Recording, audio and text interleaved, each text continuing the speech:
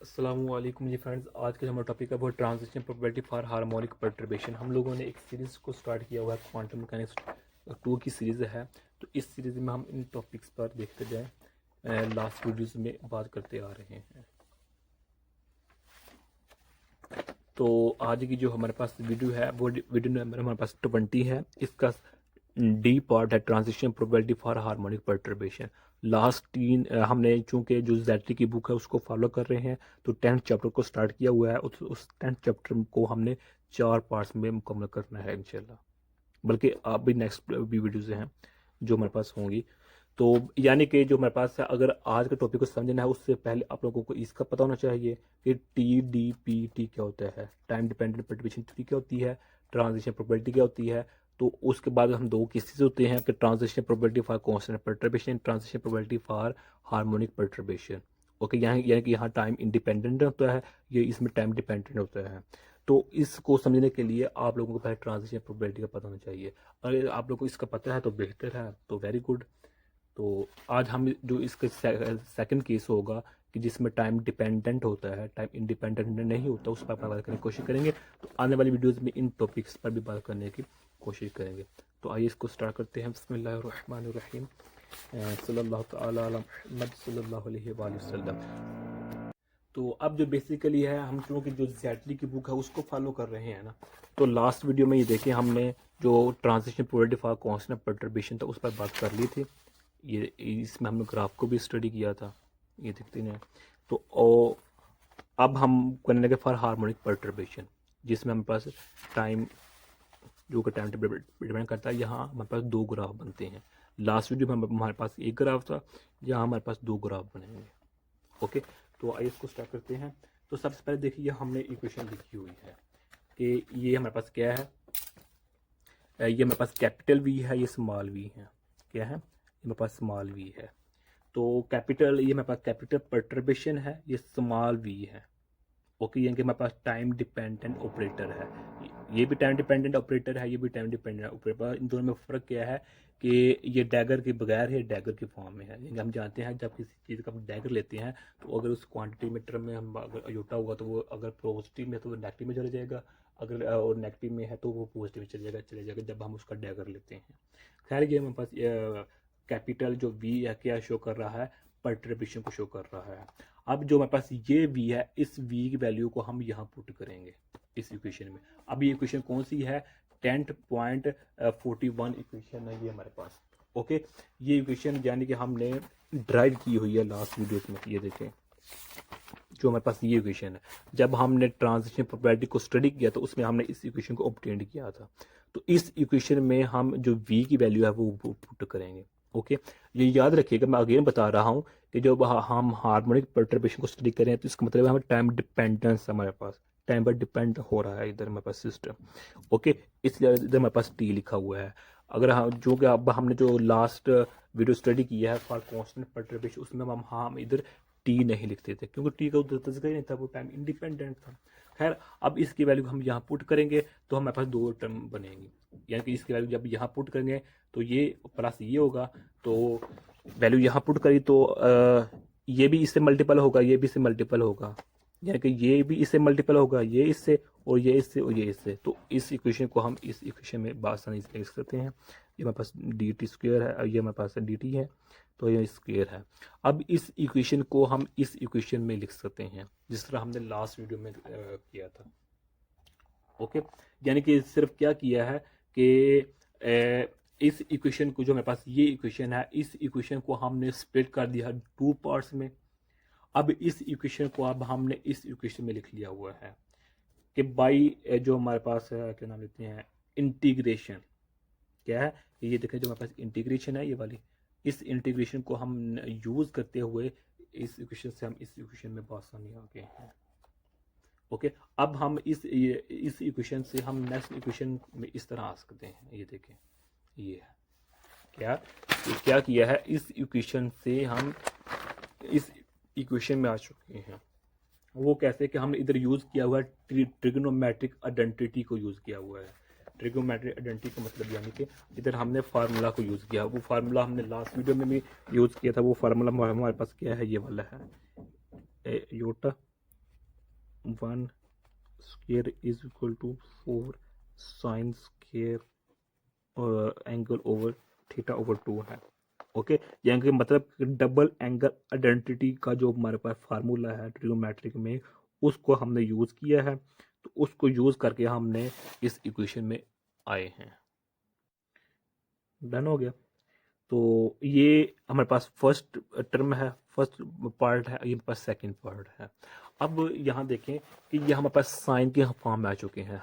अब हमें कुछ ना कुछ आइडिया, कुछ ना कुछ अंडरस्टैंडिंग हो रही है। यानी कि यहाँ देखें ना कि इस इक्वेशन में हमें कुछ इतना खास फ़ायदा नहीं हो रहा है इस इक्वेशन का, कि कुछ ना कुछ हमें डायरेक्शन नहीं मिल रही इन इक्वेशन से, जो ऊपर वाली इक्वेशन हैं।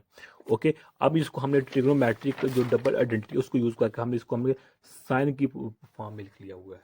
ओके, अब हम जानते हैं कि साइन की जब फॉर्म लिखते हैं वहाँ ओसिलेशन होती है, वहाँ मॉड्यूलेशन होती है। इससे हम काफ़ी फ़ायदा उठा सकते हैं। ओके, अब जिन स्टूडेंट्स को मेरी इन बातों की समझ नहीं ना आ रही है, उनके लिए मैं फिर अगेन यही कहूँगा कि जो ये बी पार्ट है ट्रांजिशन प्रोबेबिलिटी, इसका आप लोगों को पता होना चाहिए। ओके, अब मैं फिर वो तमाम स्याको सबक इधर नहीं बताऊंगा, क्योंकि वो हम पहले डिस्कस कर चुके हैं, और ये तमाम वीडियो जो चारों वीडियो आपस में मिल रही हैं, मिल जुलती हैं। अच्छा जी, जो हमारे पास ये इक्वेशन है, ये इक्वेशन हमें उस वक्त ऑब्टेन होती है, उस वक्त रिसीव होती है जब टाइम चेंज हो रहा होता है, मतलब कि फॉर हार्मोनिक परटर्बेशन के लिए। ओके, ये इक्वेशन हम रिसीव करते हैं। ये वो परटर्बेशन है जो हार्मोनिकली यानी कि चेंज हो रही होती है with the passage of time, harmonically. Okay, एक रिदम के साथ चेंज हो रही होती है, एक फ्रीक्वेंसी के साथ चेंज हो रही होती है, हमें जो हमारे पास सिस्टम में चेंजिंग हो रही होती है। मिसाल के तौर पर जो हमारे पास होता है एसी अल्टरनेटिव करंट, जो मेरे पास होता है अल्टरनेटिव, जो मेरे पास करंट होता है, ये एक ख़ास रिदम के साथ, एक ख़ास फ्रीक्वेंसी के साथ चेंज हो रहा होता है। बिल्कुल इसी तरह जो परटर्बेशन जो हम डिस्कस कर रहे हैं, जिसके लिए हमने ये इक्वेशन निकाली है, ये हमारे पास हार्मोनिक परटर्बेशन होता है, एक ख़ास रिदम, एक ख़ास फ्रीक्वेंसी के साथ। ओके, तो अब चूंकि हमने स्टार्टिंग में कहा था कि इधर दो ग्राफ बनेंगे, क्यों दो ग्राफ बनेंगे, क्योंकि इधर देखिए हमारे पास दो पार्ट्स हैं। ओके, इन दो पार्ट्स की वजह से, यानी कि एक इसका अलग ग्राफ होगा, इसका अलग ग्राफ होगा, बस छोटा माइनर सा डिफरेंस होगा कि इधर पॉजिटिव है, इधर हमारे पास नेगेटिव है। तो हम जो चूंकि ज़ेटरी की बुक को फॉलो कर रहे हैं, तो ये देखे हैं फॉर कांस्टेंट परटर्बेशन, हमने लास्ट वीडियो में देखा था फॉर हार्मोनिक परटर्बेशन है। तो ये देखिए जो तमाम बातें हैं वो इक्वेशन की, वो मैंने आप लोगों से इधर अर्ज कर दी हुई है। इधर तो वो बातें नहीं लिखी हुई हैं, लेकिन हम अल्हम्दुलिल्लाह हमने अर्ज कर दी हुई है। यानी कि चूँकि मैंने ये काफ़ी नोट किया, कुछ ज़ेटरी की बुक है, इस पर जो डायरेक्ट इक्वेशंस लिखी हुई हैं। ओके, तो खैर चलो, उन्होंने अपने मुताबिक लिखी होंगी। तो अब हमने जो भी थी वो ऑब्टेन कर लिख दी हुई है। अब हमारे पास जो पहला ग्राफ है वो हमारे पास ये है।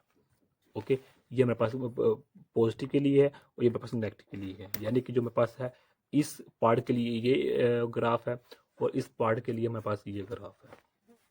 ओके, वही सेम केस है कि हमने जो एक्स एक्सिस के लिए क्या लिया हुआ है, ओमेगा को लिया हुआ है, यानी कि हमने फ्रीक्वेंसी को लिया हुआ है। तो यहाँ डिफरेंस भी याद रखिएगा कि इस साइड पर हम प्राइम ऊपर लिख रहे हैं, ये मेरे पास प्राइम है, इस पर हम प्राइम नहीं लिख रहे। यानी मिसाल के तौर पर जो ये है ना, इसको हम इस तरह स्टडी करते हैं ओमेगा 2 प्राइम।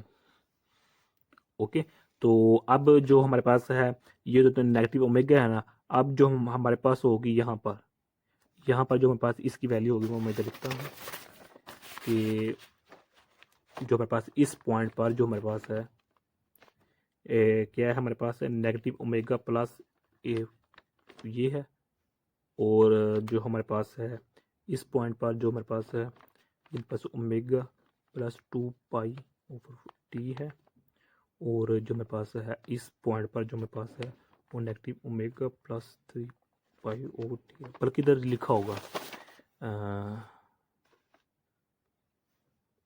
नहीं लिखा, चलिए कोई बात। तो ये है हमारे पास। ओके, बिल्कुल इसी तरह जब हम इस पॉइंट की बात करेंगे तो क्या होगा कि इधर मेरे पास पॉजिटिव हो जाएगा, बस और कुछ नहीं होगा, और नेगेटिव हो जाएगा इधर। तो इस पॉइंट पर हमारे पास क्या होगा, पॉजिटिव हो जाएगा, ये नेगेटिव हो जाएगा, इस पॉइंट पर पॉजिटिव हो जाएगा, ये मेरे पास क्या हो जाएगा, नेगेटिव हो जाएगा। Sorry sorry sorry sorry sorry, ये नेगेटिव ही रहेगा। क्या है, ये नेगेटिव ही रहेगा। सिर्फ इनके साइन में चेंजिंग आ जाएगी। ओके, क्योंकि हमारे पास हम नेगेटिव के लिए ओमेगा लिया हुआ है ना सेंट्रल पर, तो ये हमारे पास इस तरह हम इसको लिखेंगे। ओके, अगर इसको हम यानी कि अपनी आसानी के लिए फार्मूला इधर बनाना चाहें तो हम इस तरह बना सकते हैं कि जब हम प्राइम के लिए कि पॉजिटिव एक्स एक्सिस की तरफ जाएंगे तो उसमें हमारे पास ये फार्मूला होगा, तो जब हम नेगेटिव एक्सिस के लिए जाएंगे तो उसमें हमारे पास ये फार्मूला होगा। ओके, एन इधर 1 2 3 4 and so on natural number है हमारे पास। ओके, ये विद प्राइम है, ये विद आउट प्राइम है हमारे पास ओमेगा है। ओमेगा मतलब फ्रीक्वेंसी है, एंगुलर फ्रीक्वेंसी है। तो बिल्कुल यही चीज़ें हैं, ये फॉर फर्स्ट पार्ट के लिए हैं, यानी कि इस पार्ट के लिए कोई ग्राफ है, और सेकंड के लिए हमारे पास ये है। बस इधर क्या था, ओमेगा था, अब ओमेगा की जगह हमने ये जो है इस साइन को यूज़ कर लिया हुआ है। ओके, तो अब जब टाइम हमारे पास ज़ीरो होगा, यानी कि अब हम कहते हैं हमारे पास टाइम क्या है इज इक्वल टू ज़ीरो है, तो वो हमारे पास जो पीक है दोनों ग्राफ में, जो हमारे पास पीक है, ये वाली पीक है, जो यानी कि जो एरिया है वो हमारे पास हाई है, ज़्यादा है। तो जब टाइम गुजरता जाता है with the passage of time, जब जब टाइम गुजरता जाता है तो ये अच्छा, ये तमाम बातें ना हमने लास्ट वीडियो में भी स्टडी की, जब हम कांस्टेंट परटर्बेशन की बात में किया था, तो वही बातें हैं। तो यानी कि जब हम टाइम सेंट्रल है ना, जब हमारे पास टाइम जीरो है तो ये है, तो यहाँ जब हमारे पास मैग्नीट्यूड है, प्रोबेबिलिटी है, या मैग्नीट्यूड कह रहे हैं या प्रोबेबिलिटी कह रहे हैं ट्रांजिशन की, वो हमारे पास क्या मैक्सिमम है, क्या है मैक्सिमम है। जैसे विद द पैसेज टाइम गुजरेगा तो क्या होगा जो ओमेगा की वैल्यू हो विद द पैसेज टाइम गुजरेगा, टाइम गुजरने का मतलब क्या है कि ओमेगा की वैल्यू इंक्रीज हो रही है। हम कहते हैं कि ओमेगा की वैल्यू इंक्रीज हो रही है इस साइड पर, तो जो हमारे पास होगी ना ये क्या होगी, रैपिडली डिक्रीज होगी, यानी कि जो एम्पलीट्यूड होगा, जो प्रोबेबिलिटी होगी ट्रांजिशन की, वो रैपिडली सडनली डिक्रीज होगी। तो जैसे जैसे टाइम गुजरता जाएगा या ओमेगा की वैल्यू इंक्रीज करती जाएगी, तो इसका जो ग्राफ होगा, जो एम्पलीट्यूड होगी, जो प्रोबेबिलिटी होगी, वो डिक्रीज होती जाएगी। इसी तरह ये इस केस में ऐसे है, फर्स्ट पार्ट के लिए है, और सेकेंड पार्ट में भी बिल्कुल ऐसे ही है। ओके, तो जिस तरह हमने लास्ट वीडियो में बताया था कि एक ऐसा टाइम आता है कि जब हमारे पास, हम कहते हैं टाइम इन्फिनिटी तक पहुंच जाता है, यानी कि टाइम गुजरता जाता है, गुजरता जाता है, गुजरता जाता है। तो यानी कि टाइम गुजरने का मतलब क्या है कि जो हमारे पास ओमेगा है, एंगुलर फ्रीक्वेंसी, उसकी वैल्यू इंक्रीज होती जाती है, इंक्रीज होती जाती है, इंक्रीज होती जाती है। तो एक टाइम ऐसा आता है कि जो हमारे पास होता है ना, ये वाला ग्राफ एक लाइन की फॉर्म में चला हो जाता है, यानी कि श्रिंक हो जाता है, जिसको हम डेल्टा फंक्शन का नाम देते हैं। यानी कि देखें ना, इधर हमारे पास क्या है, ये हमारे पास एरिया है ना, लंबाई से चौड़ाई, ये हमारे पास एरिया है। तो जब टाइम गुजरता जाता है तो ये देखिए हमारे पास जो जो ये विड्थ है ये लो होती जाती है ये। ओके, यानी कि इन सिंपल वर्ड, जब हमारे पास टाइम गुजरता जाता है तो फ्रीक्वेंसी इंक्रीज होती जाती है। जब फ्रीक्वेंसी इंक्रीज होती जाती है तो हम कहते हैं ऑलमोस्ट जो फ्रीक्वेंसी है वो इन्फिनिटी बहुत ही ज़्यादा इंक्रीज हो गई है। तो जब हमारे पास ये ग्राफ होगा, ये वाला ग्राफ, ये श्रिंक होता जाएगा। यानी कि देखिए पहले क्या था हमारे पास, था पहले ग्राफ इस तरह ना, ये वाला है, ये वाला है, ये है ना। तो जब टाइम गुजर जाएगा तो ये श्रिंक होता जाएगा। ओके, श्रिंक होता जाता है जब हमारे पास एंगुलर फ्रीक्वेंसी इंक्रीज होती जाती है। ये मेरे पास ओमेगा है।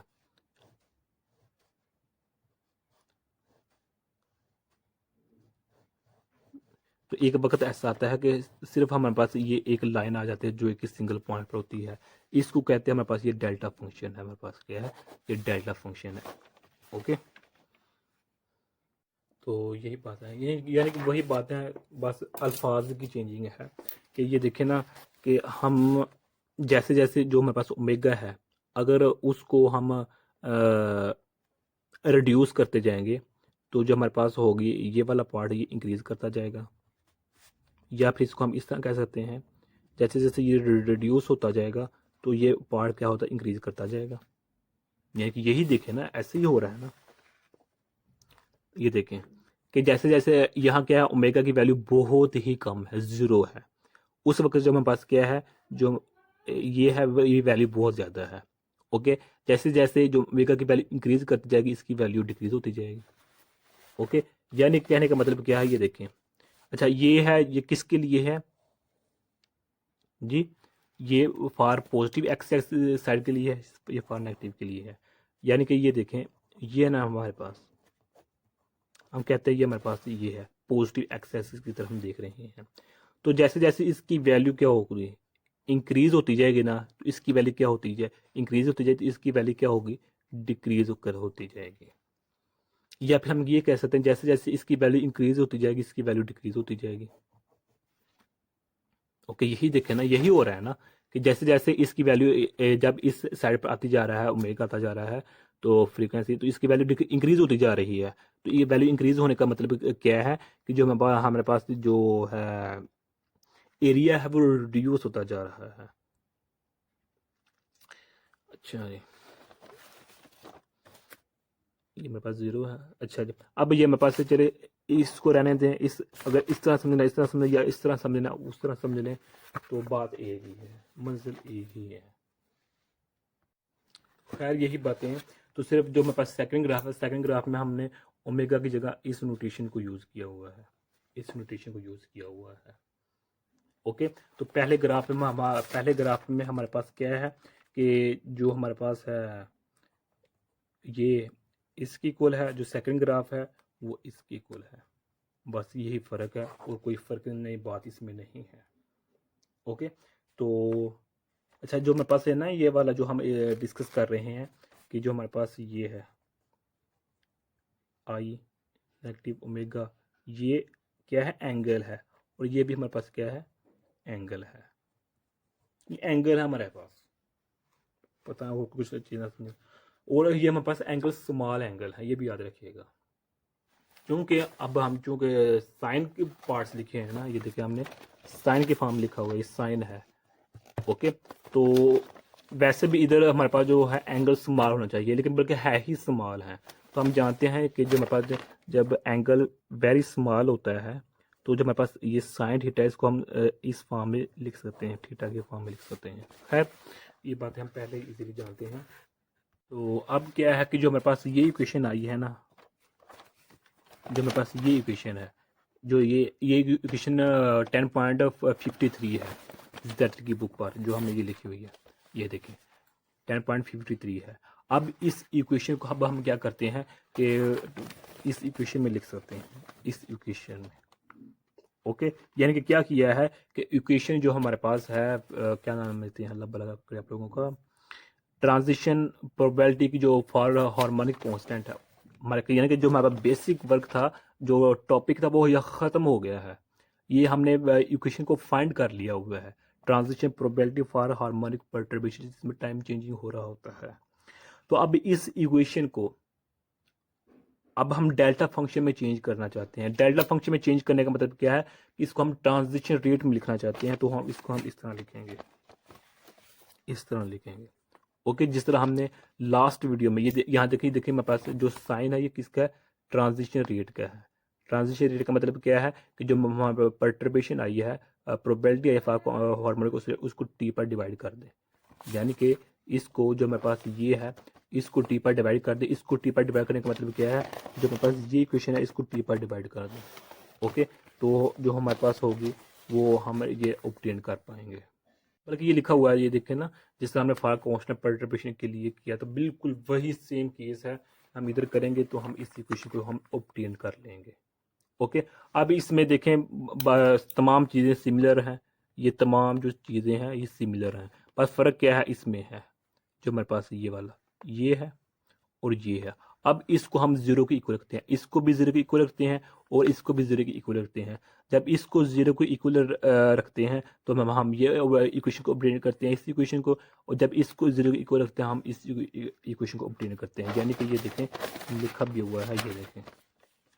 ओके, तो अगर हम बात करें कि जो हमारा मकसद है इस टॉपिक को स्टडी करने का, वो यही है कि we need to find out transition probability, जो कि हमने फाइंड कर ली हुई है। ओके, यानी कि जो हमने ये देखे फाइंड कर ली हुई है, हमारा जो मेन मकसद है वो हमने ऑब्टेन करें। मतलब ये है कि एक सिस्टम है जो इनिशियल है, यानी कि हम कहते हैं ये हमारे पास इनिशियल है, ये हमारे पास इनिशियल स्टेट है, इनिशियल फंक्शन है। ओके, तो इनिशियल में उसकी वैल्यू यानी कि मतलब इसका कि एक सिस्टम है जो इनिशियल स्टेट में है, तो उसकी ट्रांजिशन प्रोबेबिलिटी क्या होगी फाइनल स्टेट में जाने के लिए। ये हमारा बेसिक पर्पस है इन इस चैप्टर का, इस टॉपिक का, जो हमने लास्ट टॉपिक में स्टडी किया उसका भी।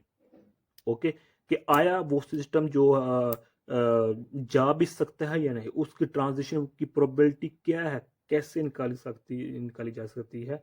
ये हमारे पास इस में मकसद है हमारा इस टॉपिक का। ओके, यही मेन वो पॉइंट है, वही टिप है जो कि फिजिक्स की बेसिक डेफिनेशन है।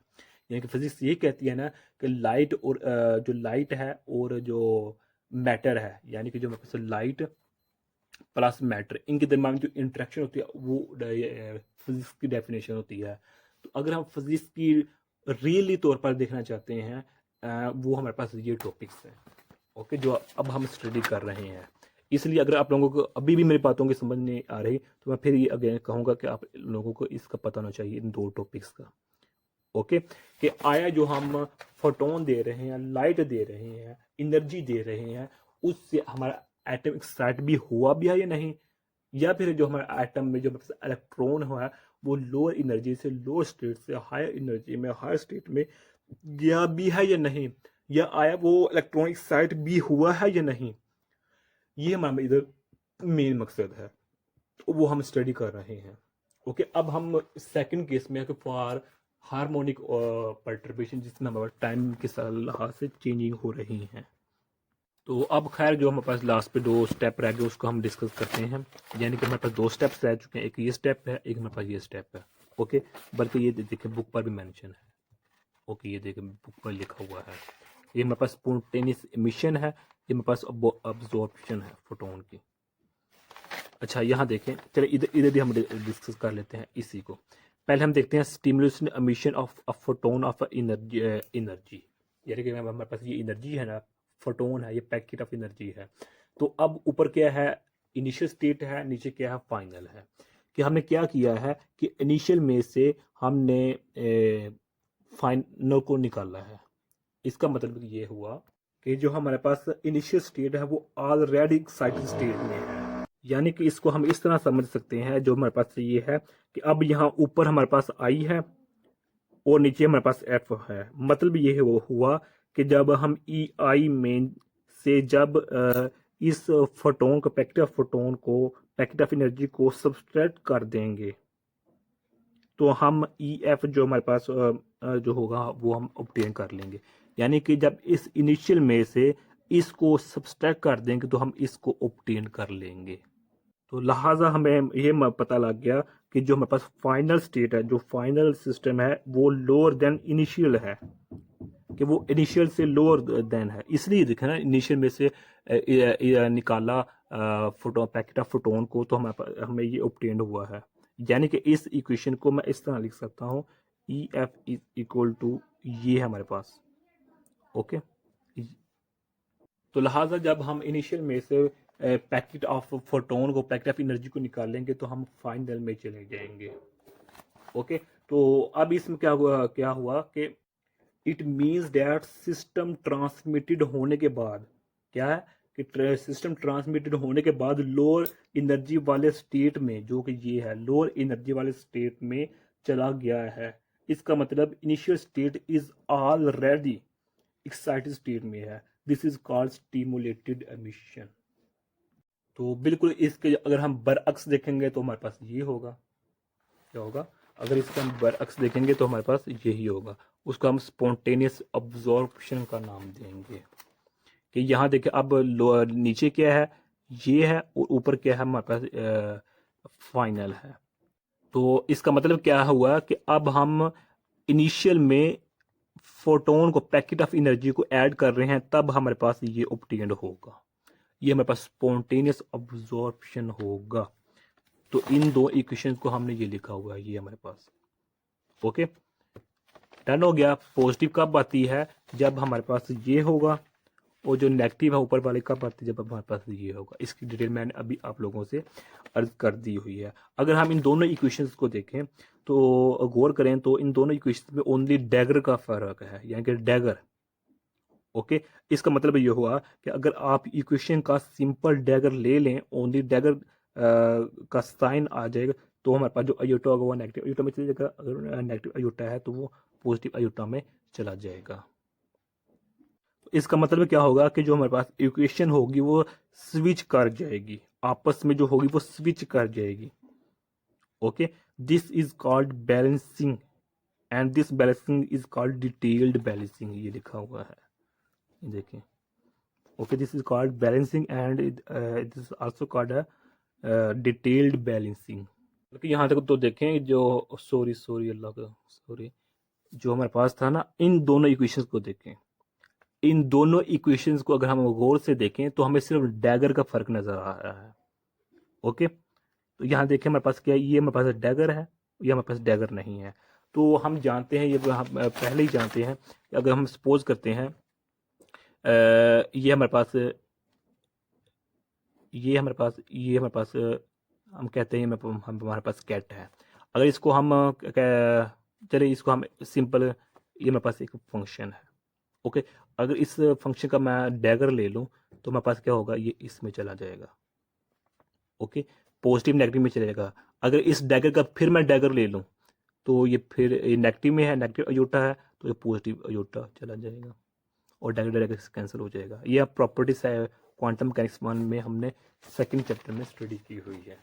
तो इन दोनों जो इक्वेशंस हैं, इन दोनों में बस यही फर्क है, डैगर क्या है, यानी कि मतलब क्या है कि इधर पॉजिटिव है, इधर हमारे पास क्या है, नेगेटिव है। तो अब इसका हम जो रिजल्टेंट है वो यही निकालेंगे कि अगर हम एक सिंपल इक्वेशन है, अगर उसका हम डैगर ले लेंगे तो जो अयोटा होगा उसका साइन क्या हो जाएगा, अगर पॉजिटिव है तो नेगेटिव हो जाएगा, अगर नेगेटिव तो पॉजिटिव हो जाएगा, यानी कि एक इक्वेशन दूसरी इक्वेशन में स्विच कर जाएगी, या फिर दूसरी इक्वेशन फर्स्ट इक्वेशन में स्विच कर जाएगी। तो इसको हम कहते हैं बैलेंसिंग, और this condition is called detailed balancing. Okay, तो यही आज का हमारा इतना सा टॉपिक था। यानी कि मतलब क्या हुआ, स्विच होने का मतलब क्या है कि जो हमने पीछे से पर्टर्बेशन को ऑन किया हुआ है, वो पर्टर्बेशन लाइट की फॉर्म में भी हो सकती है, वो पर्टर्बेशन इलेक्ट्रिक फील्ड की फॉर्म में भी हो सकती है, वो पर्टर्बेशन मैग्नेटिक फील्ड की भी फॉर्म में भी हो सकती है। तो वो पर्टर्बेशन क्या होगा कि एक इक्वेशन को दूसरी इक्वेशन में, या दूसरी इक्वेशन को पहली इक्वेशन में स्विच कर देगा, चेंज कर देगा। ओके, जहाँ पहले से स्टिमुलेटेड एमिशन हुई है, अब वहाँ शायद स्पॉन्टेनियस एमिशन हो जाएगी, या जहाँ पहले स्पॉन्टेनियस एमिशन था अब वहाँ में भी स्टिमुलेटेड एमिशन हो जाए।